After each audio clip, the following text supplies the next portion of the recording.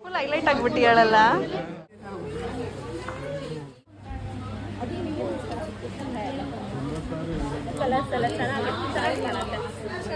ಬೇರೆ ಬೇರೆ ಈ ಬ್ಯಾಗ್ ಫುಲ್ಲು ಶಾಪಿಂಗ್ ಮಾಡಿದ್ದೀವಿ ಆ್ಯಂಡ್ ಬೇಬಿಗೆ ಹಠ ಮಾಡಿ.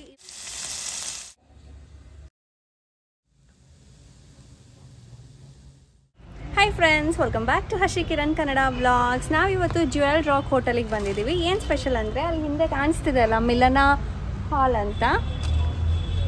ಸೊ ಇಲ್ಲಿ ಫ್ಯಾಷನ್ ಮೇಳ ನಡೀತಿದೆ ಇವತ್ತು ಮಾತ್ರ. ಇವತ್ತು ಸ್ಯಾಟರ್ಡೇ ಅಂದರೆ 3rd ಆಗಿದೆ. ಸೊ ಒಳಗಡೆ ಏನೇನಿದೆ ಅಂತೆಲ್ಲ ವಿಡಿಯೋದಲ್ಲಿ ತೋರಿಸ್ತಾ ಹೋಗ್ತೀನಿ. ಈ ಫ್ಯಾಷನ್ ಮೇಳ ಜ್ಯುವೆಲ್ ರಾಕ್ ಹೋಟೆಲ್ ಇದಲ್ವಾ, ಅಲ್ಲಿರೋ ಒಂದು ಮಿಲನ್ ಅನ್ನೋ ಒಂದು ಪಾರ್ಟಿ ಹಾಲಲ್ಲಿ ನಡೀತಿತ್ತು.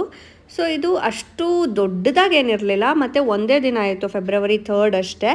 ಮತ್ತು ಈಗ ನೆಕ್ಸ್ಟು February 10th, 11th ಮತ್ತು 12th ಬೆಕ್ಕಿನ ಕಲ್ಮಠದಲ್ಲಿ ಬಿಗ್ಗೆಸ್ಟ್ ಫ್ಯಾಷನ್ ಮೇಳ ಕೂಡ ನಡೀತಿದೆ. ನಿಮ್ಗೇನಾದರೂ ಇಂಟ್ರೆಸ್ಟ್ ಇದ್ದರೆ ಅಲ್ಲಿ ಕೂಡ ಹೋಗಿ. ಬ್ರ್ಯಾಂಡೆಡ್ ಬಟ್ಟೆಗಳೆಲ್ಲ 80 to 70% ಆಫರಲ್ಲಿ ನಿಮ್ಗೆ ಅಲ್ಲಿ ಸಿಗ್ತಾ ಇದೆ. ತುಂಬಾ ಚೆನ್ನಾಗಿದೆ. ಸೊ ಏನಾದರೂ ಫ್ರೀ ಇದ್ದರೆ ಒಂದ್ಸತಿ ವಿಸಿಟ್ ಮಾಡಿ. ಮತ್ತು ನಿಮ್ಗೇನಾದರೂ ಫ್ಯಾಷನ್ ಮೇಳದಲ್ಲಿ ಇಂಟ್ರೆಸ್ಟ್ ಇದೆ ಮತ್ತು ಅದೆಲ್ಲ ನೀವು ಇಷ್ಟಪಡ್ತೀರಾ ಅಂದರೆ ಒಂದ್ಸತಿ ಹೋಗಿ ಬನ್ನಿ. ಆ್ಯಂಡ್ ನಾವು ಇವತ್ತು ಹೋಗಿದ್ರಲ್ಲಿ ಈ ಥರ ಕ್ಲಾತ್ಸ್ ಆ ಥರ ಎಲ್ಲ ಜಾಸ್ತಿ ಕಲೆಕ್ಷನ್ಸ್ ಏನೂ ಇರಲಿಲ್ಲ, ಬಟ್ ಚೆನ್ನಾಗಿತ್ತು.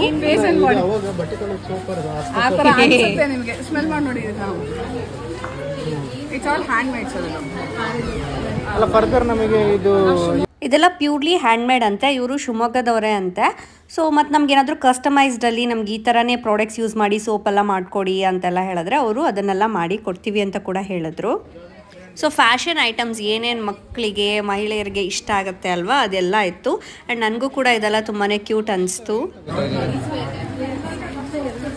ಬೇಬಿ ಚೆನ್ನಾಗಿದೆ ಅಲ್ಲ, ಅಲ್ಲಿ ನೋಡ್ಬಿಟ್ಟು ಹೇಳು ಬೇಬಿ, ಚೆನ್ನಾಗಿದೆ ಅಲ್ಲ, ಅಲ್ಲಿ ಚಂದ ಇದೆ, ಕ್ಯೂಟ್. ಯಾವ ಬೇಕಾದ್ರೂ ಹ್ಯಾಂಡ್ ಮೇಡ್ ಮಾಡ್ಕೊಡ್ತೀವಿ. ಜ್ಯುವೆಲ್ಸ್ ಎಲ್ಲ ಇದು ಕಸ್ಟಮೈಸ್ ಮಾಡ್ಕೊಡ್ತೀವಿ. ಕಲರ್ಸ್ ಎಲ್ಲ ಏನೇನು ಬೇಕೋ ಅದೇ. ಸೊ ವೆರೈಟೀಸ್ ಆಫ್ ಜ್ಯುವೆಲ್ರೀಸ್ ಕೂಡ ಇಲ್ಲಿ ಅವೈಲಬಲ್ ಇತ್ತು. ಮತ್ತು ನಮಗೇನಾದರೂ ಸ್ಯಾರಿ ಎಲ್ಲ ತೋರಿಸಿದ್ರೆ ಅದೇ ಕಲರ್ ಬೇಕು ಅಂದರೆ ಕಸ್ಟಮೈಸ್ ಕೂಡ ಮಾಡಿ ಕೊಡ್ತಾರಂತೆ. ನಾವೇನಾದರೂ ಪ್ಯಾಟ್ರನ್ ತೋರಿಸಿದ್ರೆ ಅದು ಕೂಡ ಮಾಡಿಕೊಡ್ತಾರಂತೆ. ನನಗೆ ಇದು ಕೂಡ ತುಂಬಾ ಇಷ್ಟ ಆಯ್ತು. ಇವಾಗೆಲ್ಲ ಟ್ರೆಂಡಿಂಗಲ್ಲಿದೆ ಅಲ್ವಾ ಈ ಥರ ಜ್ಯುವೆಲ್ಸ್ ಎಲ್ಲ. ಸೊ ತುಂಬಾ ಚೆನ್ನಾಗಿತ್ತು. ಬ್ಯಾಂಗಲ್ಸ್ ಆಗಿರ್ಬೋದು, ಕೆಲವೊಂದು ಇಯರಿಂಗ್ಸು ಎಲ್ಲನೂ ತುಂಬಾ ಕ್ಯೂಟ್ ಅಂತ ಅನಿಸ್ತಾ ಇತ್ತು. ಬಟ್ ಈ ಥರ ರಿಬ್ಬನ್ಸ್ ಕೂಡ ನಂಗೆ ತುಂಬಾ ಇಷ್ಟ ಆಯಿತು. ನಾನು ಕೂಡ ತೊಗೊಂಡೆ. ಮತ್ತು ಪಾರ್ಟಿಗೆ ಮತ್ತು ಬರ್ಡೇ ಟೈಮಲ್ಲೆಲ್ಲ ರಿಟರ್ನ್ ಗಿಫ್ಟ್ಸ್ ಏನಾದರೂ ನೀವು ಕೊಡಬೇಕು ಅಂತ ಪ್ಲ್ಯಾನ್ ಮಾಡ್ತಾ ಇದ್ರೆ ಸೊ ಈ ಥರ ಅವರು ಹ್ಯಾಂಡ್ ಮೇಡಲ್ಲಿ ನಿಮಗೆ ಬಲ್ಕಲ್ಲಿ ಮಾಡಿ ಕೊಡ್ತಾರಂತೆ.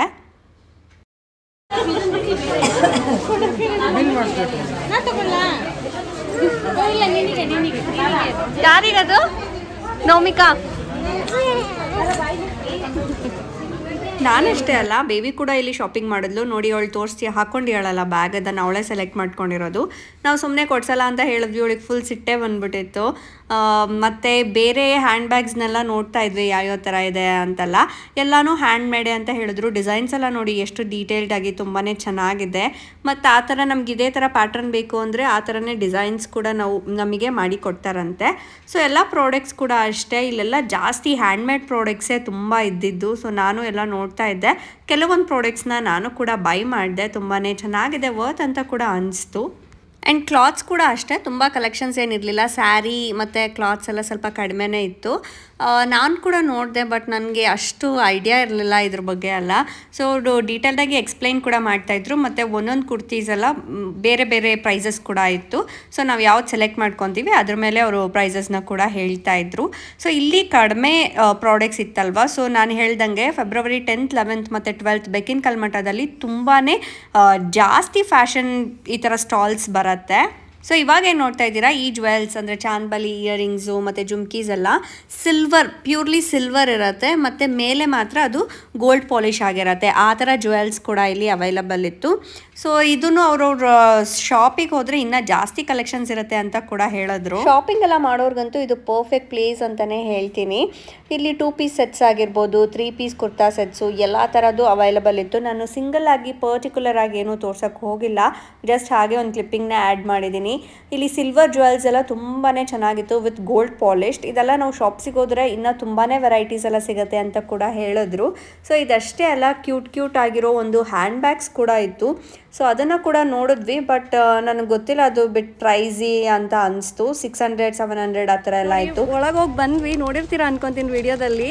ಸೊ ಈ ಬ್ಯಾಗ್ ಫುಲ್ಲು ಶಾಪಿಂಗ್ ಮಾಡಿದ್ದೀವಿ. ಆ್ಯಂಡ್ ಬೇಬಿಗೆ ಹಠ ಮಾಡಿ ಈ ಒಂದು ಬ್ಯಾಗ್ನ ತೆಗೆಸ್ಕೊಂಡಿದ್ದಾಳೆ. ಮತ್ತು ಕ್ಯೂಟ್ ಆಗಿರೋ ರಿಬ್ಬನ್ಸ್ ಅದೆಲ್ಲ ನಾನು ನಿಮಗೆ ಮನೆಗೆ ಹೋದ್ಮೇಲೆ ತೋರ್ಸೋಕ್ಕೆ ಟ್ರೈ ಮಾಡ್ತೀನಿ. ನಂಗೆ ಗೊತ್ತಿಲ್ಲ ಇಲ್ಲಿ ತೋರ್ಸೋಕ್ಕಾಗತ್ತಾ ಇಲ್ವಾ. ಈಗ ಆಲ್ರೆಡಿ ಕಿತಾಪತಿ ಸ್ಟಾರ್ಟ್ ಮಾಡ್ತೀಯಾಳೆ. ಇಲ್ಲಿ ನೋಡಿ, ಇದೊಂದು ತುಂಬ ಕ್ಯೂಟ್ ಅಂತೆ, ಅವಳಿಗೆ ಸಖತ್ ಇಷ್ಟ ಆಗಿದೆ. ಇದು ಯಾರಿಗೆ ಬೇಬಿ? ನನಗೆ.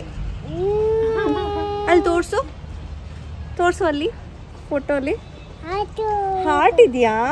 ವಾವ್, ಎಲ್ಲ ಹಾಕೋದು ಅದನ್ನು? ಓಕೆ, ಬಾಯ್ ಮಾಡು. ಚಿಯು ಬಾಯ್, ಟಾಟಾ.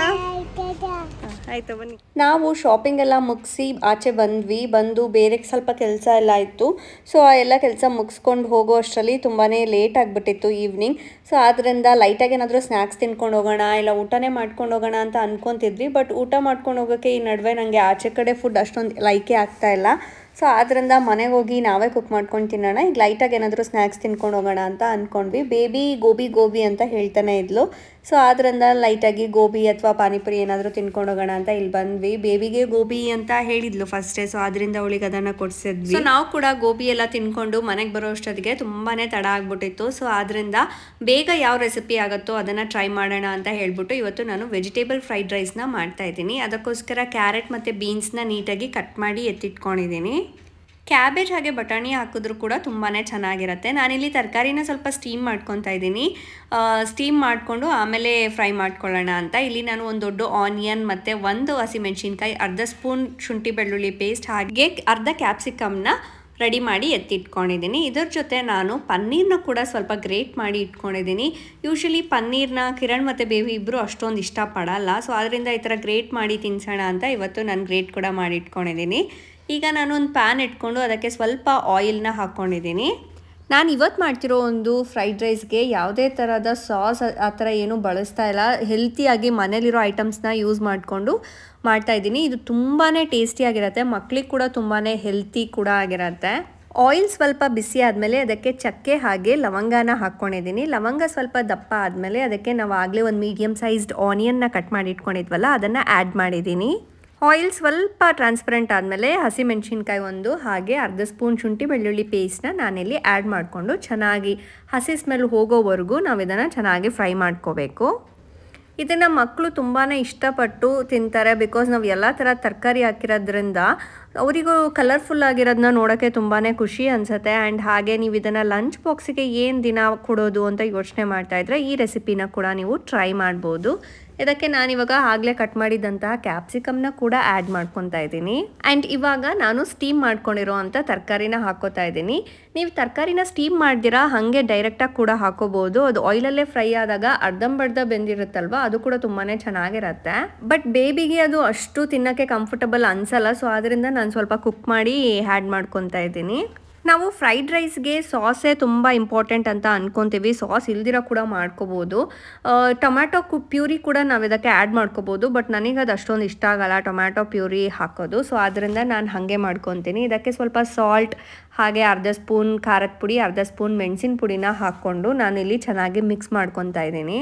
ಅಂಗಡಿಗಳಲ್ಲಿ ಫ್ರೈಡ್ ರೈಸ್ ಪ್ಯಾಕೆಟ್ ಎಲ್ಲ ಸಿಕ್ಕುತ್ತೆ, ಬಟ್ ನಂಗೆ ಗೊತ್ತಿಲ್ಲ ಅದು ಹೆಲ್ತಿನ ಅಲ್ವಾ ಅಂತ. ಸೊ ನಾವು ಮನೇಲೇ ಮಾಡೋದ್ರಿಂದ ಅದು ಹೆಲ್ತಿ ಕೂಡ ಆಗಿರುತ್ತೆ, ಮತ್ತು ಮಕ್ಳಿಗೆ ಕೊಡೋಕ್ಕೆ ಕೂಡ ನಮಗೂ ಒಂಥರ ಕಂಫರ್ಟ್ ಅನಿಸುತ್ತೆ. ಸೊ ಇಲ್ಲಿ ಪನ್ನೀರ್ ನಿಮ್ಮ ಆಪ್ಷನಲ್ಲಿ ಬೇಕಾದರೆ ಹಾಕೋಬೋದು, ಇಲ್ಲಾಂದರೆ ನೀವು ಸ್ಕಿಪ್ ಕೂಡ ಮಾಡ್ಕೋಬೋದು. ಬಟಾಣಿ ಹಾಗೆ ಕ್ಯಾಬೇಜ್ ಹಾಕಿದ್ರೆ ಇನ್ನೂ ಚೆನ್ನಾಗಿರುತ್ತೆ. ಸೊ ಉಪ್ಪನ್ನ ನೀವು ನೋಡಿ ಹಾಕ್ಕೊಳ್ಳಿ. ನೀವೇನಾದರೂ ಅನ್ನ ಮಾಡುವಾಗ ಉಪ್ಪು ಹಾಕ್ಕೊತೀರಾ ಅಂದರೆ ಇದಕ್ಕೆ ಸ್ವಲ್ಪ ಉಪ್ಪನ್ನ ಕಮ್ಮಿ ಮಾಡ್ಕೊಳ್ಳಿ. ಇಲ್ಲಾಂದರೆ ನೀವು ಉಪ್ಪು ರುಚಿಗೆ ಎಷ್ಟು ಬೇಕೋ ಅಷ್ಟನ್ನ ಆ್ಯಡ್ ಮಾಡ್ಕೊಳ್ಳಿ. ಸೊ ಇವಾಗ ನಾನು ಫಸ್ಟೇ ಅನ್ನಕ್ಕೆ ಇಟ್ಟಿದ್ದೆ ಬಂದ ತಕ್ಷಣ. ಸೊ ಅದನ್ನು ಇದರೊಳಗೆ ಹಾಕಿ ಚೆನ್ನಾಗಿ ಮಿಕ್ಸ್ ಮಾಡ್ತಾಯಿದ್ದೀನಿ. ಸೊ ಫ್ರೈಡ್ ರೈಸ್ ಬೇಗನೆ ರೆಡಿ ಆಗೋಯ್ತಲ್ವಾ. ಸೊ ಟೇಸ್ಟಿಯಾಗಿರಬೇಕು ಮತ್ತು ಹೆಲ್ತಿಯಾಗಿ ಕೂಡ ಇರಬೇಕು ಅನ್ನೋರು ಈ ರೆಸಿಪಿನ ಟ್ರೈ ಮಾಡಿ. ಮಕ್ಕಳಿಗಂತೂ ತುಂಬಾ ಇಷ್ಟ ಆಗಿರುತ್ತೆ. ಲಂಚ್ ಬಾಕ್ಸ್ ಪ್ಯಾಕಿಂಗ್ ಮಾಡೋಕ್ಕಂತೂ ಪರ್ಫೆಕ್ಟ್ ಅಂತಲೇ ಹೇಳ್ಬೋದು. ಇದ್ರ ಜೊತೆ ನಾನು ಆ್ಯಪಲ್ ಮಿಲ್ಕ್ ಶೇಕ್ನ ಕೂಡ ಮಾಡ್ತಾಯಿದ್ದೀನಿ. ಇದಕ್ಕೆ ನಾನು ಆ್ಯಪಲ್ನ ಕಟ್ ಮಾಡಿ ಇಟ್ಕೊಂಡಿದ್ದೀನಿ. ಆ್ಯಂಡ್ ಹಾಗೆ ಆವಾಗಲೇ ನಾನು ಹಾಲಿಗೆ ಸ್ವಲ್ಪ ಡ್ರೈ ಫ್ರೂಟ್ಸ್ ಎಲ್ಲ ನೆನೆಸಿಟ್ಕೊಂಡಿದ್ದೆ. ಗೋಡಂಬಿ, ದ್ರಾಕ್ಷಿ, ಬಾದಾಮಿ, ಖರ್ಜೂರ ಹಾಗೆ ಅಂಜೂರನ ನೆನೆಸಿಟ್ಕೊಂಡಿದ್ದೆ. ಸೊ ಅದನ್ನು ಹಾಕ್ಕೊಂಡು ಇದನ್ನು ಚೆನ್ನಾಗಿ ಗ್ರೈಂಡ್ ಮಾಡಿಕೊಂಡ್ರೆ ಆ್ಯಪಲ್ ಮಿಲ್ಕ್ ಶೇಕ್ ಕೂಡ ರೆಡಿಯಾಗಿರುತ್ತೆ. ನಾನು ಇದನ್ನು ನಾರ್ಮಲ್ ಮಿಕ್ಸಿಯಲ್ಲೇ ಮಾಡ್ಕೊತೀನಿ. ನಾನು ಯೂಶ್ವಲಿ ಬ್ರೇಕ್ಫಾಸ್ಟ್ ಟೈಮಲ್ಲಿ ಈ ಥರ ಮಿಲ್ಕ್ ಶೇಕ್ ಆಗಿರ್ಬೋದು, ಜ್ಯೂಸ್ ಆಗಿರ್ಬೋದು ಕುಡಿಯೋಕ್ಕೆ ಇಷ್ಟಪಡ್ತೀನಿ. ಬಟ್ ಇವತ್ತು ಸಾಧ್ಯ ಆಗಿರಲಿಲ್ಲ, ಸೊ ಆದ್ದರಿಂದ ಇವಾಗ ಮಾಡಿಕೊಂಡೆ. ಇವತ್ತಿನ ವಿಡಿಯೋ ನಿಮ್ಮೆಲ್ರಿಗೂ ಇಷ್ಟ ಆಗಿದೆ ಅಂತ ಅಂದ್ಕೊಂಡಿದ್ದೀನಿ. ಇಷ್ಟ ಆಗಿದ್ರೆ ಲೈಕ್ ಹಾಗೂ ಶೇರ್ ಮಾಡಿ, ಸಬ್ಸ್ಕ್ರೈಬ್ ಮಾಡೋದನ್ನ ಮರಿಬೇಡಿ. Thank you.